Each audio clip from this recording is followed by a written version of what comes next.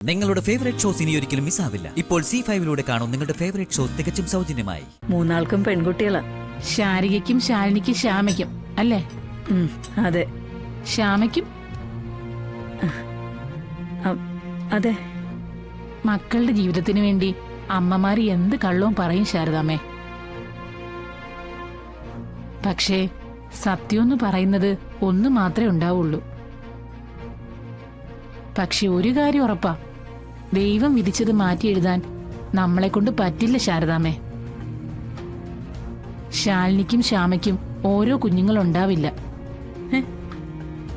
രണ്ടിലൊരാൾക്കേ സന്താന ഭാഗ്യം ശേഷിക്കൂ. അതാ ദൈവവിധി.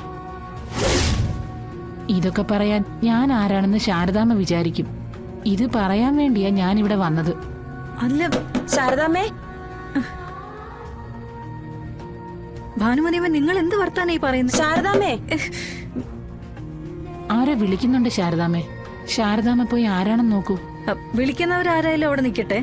നിങ്ങളോട് എനിക്ക് സംസാരിക്കാനുണ്ട്. വേണ്ടാത്ത കാര്യങ്ങളൊക്കെ നിങ്ങളെ പറഞ്ഞു കേൾപ്പിച്ചത് ആരാന്ന്, നിങ്ങളെ ഇപ്പൊ ഇങ്ങോട്ട് പറഞ്ഞു വിട്ടത് ആരാന്ന് എനിക്കറിയണം. ശാരദാമ്മേ, നമുക്ക് സമാധാനമായിട്ട് സംസാരിക്കാം ശാരദാമ്മേ.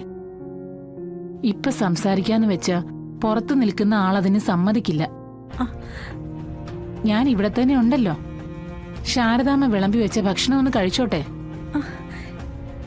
ശാരദാമ്മ പോയി അത് ആരാണെന്ന് നോക്കിയിട്ട് വാ. അല്ല ശാരദാമ്മേ, കിടന്നു തൊള്ള തുറക്കണ്ട, ഞാൻ വരുന്നു.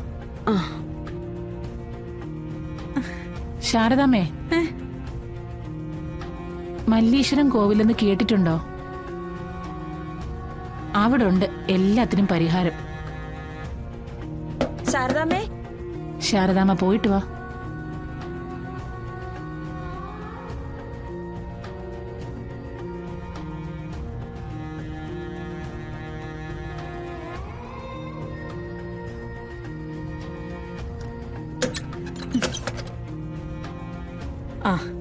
എന്താടി എന്തൊരു ഉറക്കോ ശാരദാമ്മേ ഇത്? ഞാൻ എത്ര നേരമായിട്ട് വിളിക്കുന്നു. ഉറക്കോ? ഞാനകത്ത് സംസാരിച്ചോണ്ടിരിക്കുവായിരുന്നു. ആരോട്? ആ ഭാനുമതി അമ്മ വന്നിട്ടുണ്ട്. ഭാനുമതി അമ്മയോ? ഏത് ഭാനുമതി അമ്മ? എടി, ഇടയ്ക്ക് കുറച്ചു കാലം ഇവിടെ താമസിച്ചില്ലേ? മറ്റേ ആ ഉരുൾപൊട്ടലിൽ ബന്ധുക്കളൊക്കെ മരിച്ചുപോയെന്ന് പറഞ്ഞിട്ട്. ഓ, അവരോ? അവര് പെട്ടെന്ന് എങ്ങോട്ട് മുങ്ങിയതല്ലേ? ഈ 6-7 വർഷം അവരെവിടെയായിരുന്നു? അതൊന്നും ചോദിക്കാനുള്ള സാവകാശം കിട്ടിയില്ല. പതിവ് പോലെ വന്ന പാടെ വിശക്കുന്നു എന്ന് പറഞ്ഞു. ഞാൻ ചോറെടുത്ത് കൊടുത്തിട്ട് പോന്നിരിക്കുക.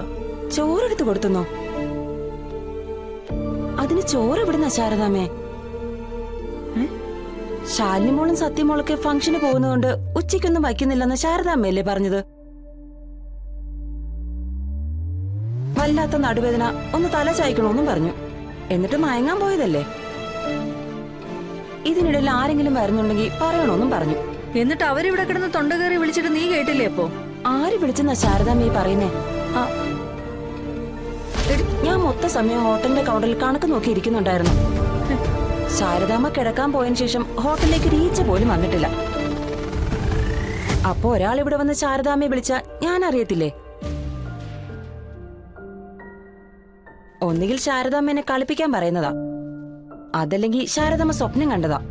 എടി, ഞാൻ അവിടെ ചോറൊക്കെ എടുത്തു വെച്ചത് സ്വപ്നമാണെന്നാണോ? എവിടുന്ന് ചോറെടുത്ത് വെക്കാനാ ശാരദാമ്മേ?